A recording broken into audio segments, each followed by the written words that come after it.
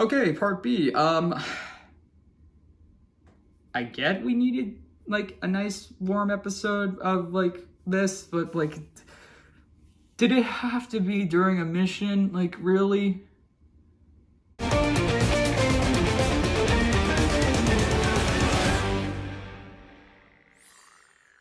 How is everyone doing today, guys? My name's Tico, and welcome back to Amphibia. This is...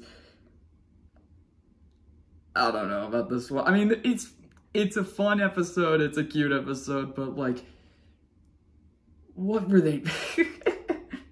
So, yeah, this is episode 51B or 11B of season 3, Sprivy, which is, of course, like, you know, like, because Sprig and Ivy are finally back together, you know, they can, because, you know, Sprig was on Earth while Ivy was fighting the Resistance, so now that they're back together, they are able to interact with each other, be like a nice little couple, a cute little couple, and absolutely annoy the town for that, because I love how they always, I mean, they enter a room, it's like, hey guys, any room for Sprite? Can anyone switch seats for me and for Sprivy? And the town's just like, oh, for the love of frog.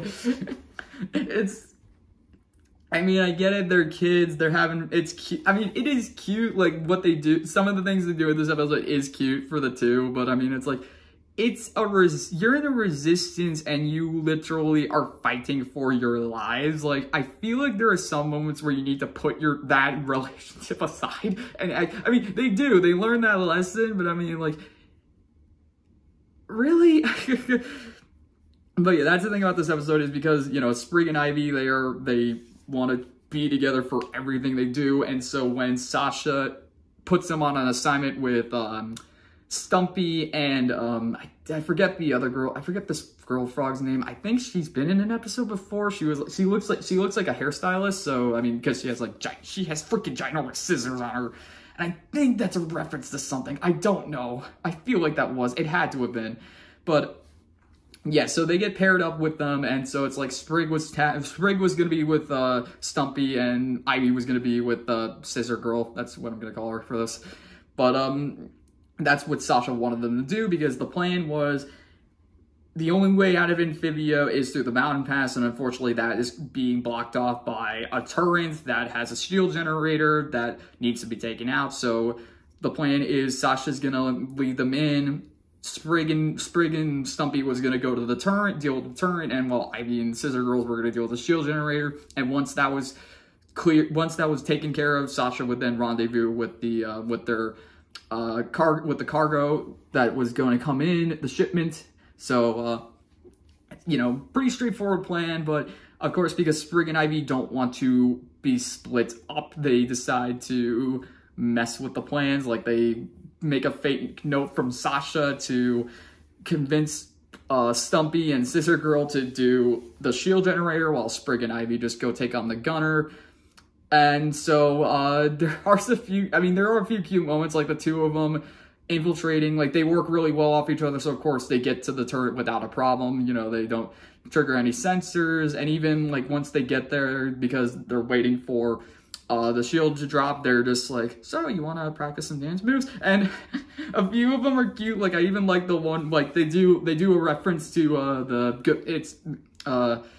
the Charlie Brown Christmas special, because I always remember the one where like he's like the one kid, when he's dancing, his hands are down, his legs are moving, and like his head's bopping up and down like this. Like I remember that one, and like that's one of the dance moves that Sprig does in the sequence, and it's a cute moment between the two. But of course, it's like, you know, it's gonna go wrong, because it's like, what? I mean, yeah. So what goes wrong is the shield generator is a little more difficult to take on than the turret, because this thing about Sprig and Ivy, they are both quick, they're both agile, they are both really good in terms of like being the speedy specialist.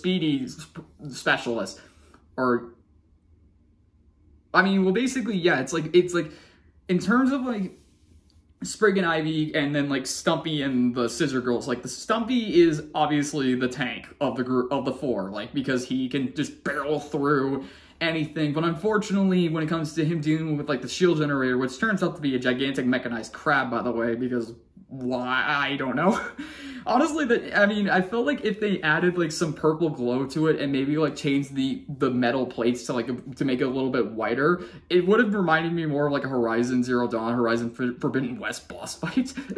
That would have been cool, but I think in terms of like the show, like maybe they couldn't really reference that, just, or maybe they didn't know, or maybe they didn't think about that. I don't know, but. Yeah, so like Sprig and Ivy realized like they were split up for a reason, because yeah, they both can work in terms of the turrets. Like when Ivy and Scissor Girls, they team up to take out the crab mech.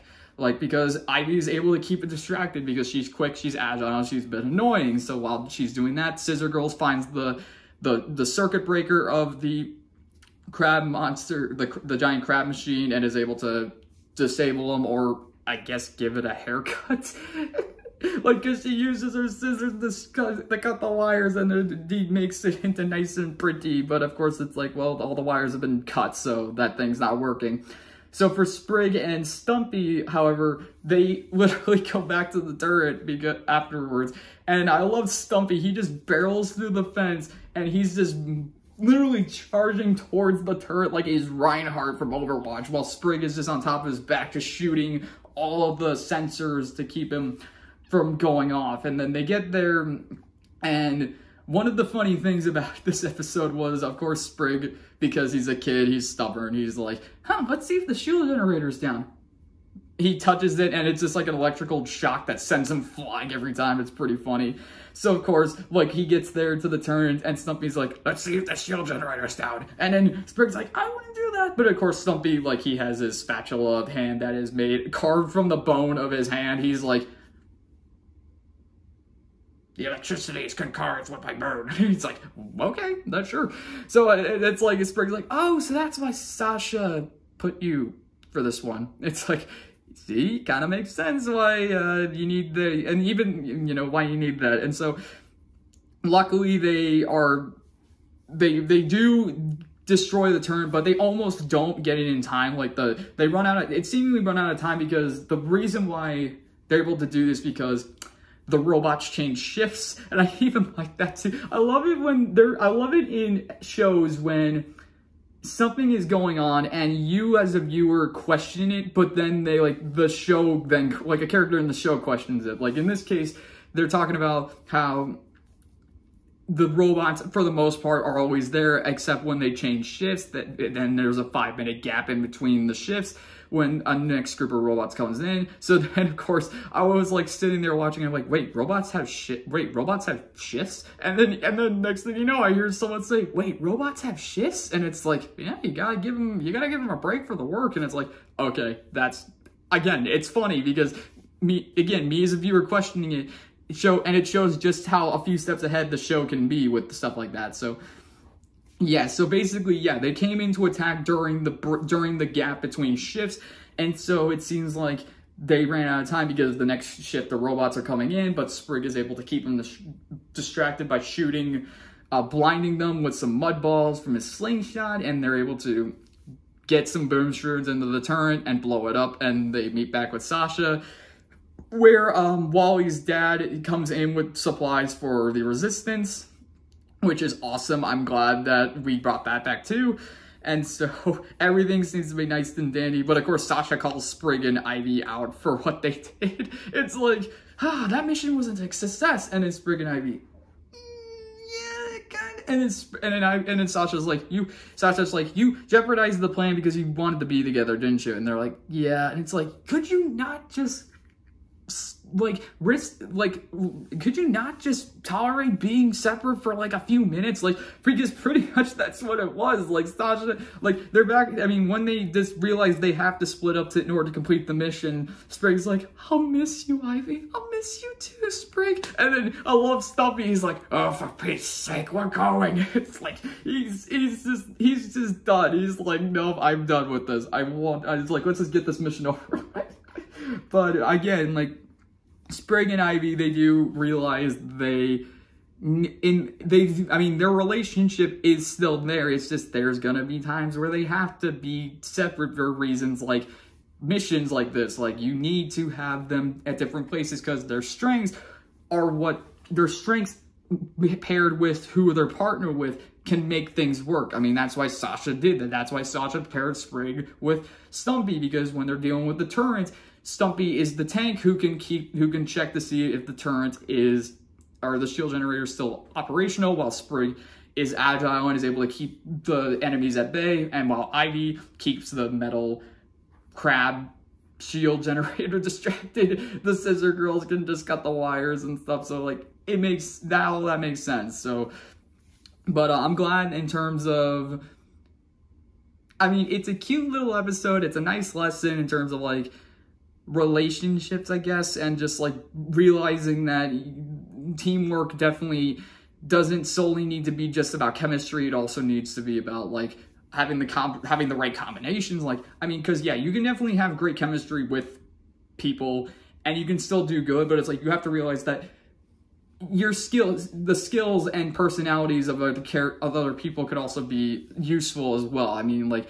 maybe it's not someone that you fully like compared to another person, but you have to realize, like, maybe you got to tolerate it. Like, if they're a good person, if they're like not like a jerk, you can tolerate it, but you know, you just got to understand that. So, let's see what else. Oh yeah, I like this little bit at the end when, because it's, Wally's father coming in with the supplies and he's got the one eye too. Like, I love Ivy's just like, doesn't this guy seem familiar to you? It's like, I love that joke. It's just being like, oh my God, that's hilarious. But, is that about, yeah, that's about it. I mean, they're really, this episode and Commander Ann have really, it's just, again, it's like, it's quick, it's fun, it's really weird. I think it's because of the fact that the last two episodes have been 22 minutes that now we get the 11 minutes. Like, it's that weird, like, shifting back to, like, what the usual, like, show is. It's weird, but I feel like if I go back and watch these episodes again, I won't feel that, like, fast-paced as much as this, because it's been, I mean, last week, you know, we had the 22-minute episode, and now this week we've had the 11-minute episodes. And the last time we had the 11-minute episodes were way back in November, so like it's been a hot minute since we had these episodes like this. So again, it'll probably be fine the next time I watch it. That's pretty much what it is every time I watch these episodes. Like the second time I see them, they're usually like, okay, now this feels a little bit smoother. So yeah, that's pretty much about it for this one. Again, cute little episode. I wouldn't consider it like one of my favorites, but in terms of like what was presented, you know, like the Sprivy, you know, you need to have an episode like that before the finale, because, you know, what people are like, Sprig and Ivy, they're cute, mostly, you know, because, I mean, as long as they don't jeopardize the mission and put lives at risk, they're all right.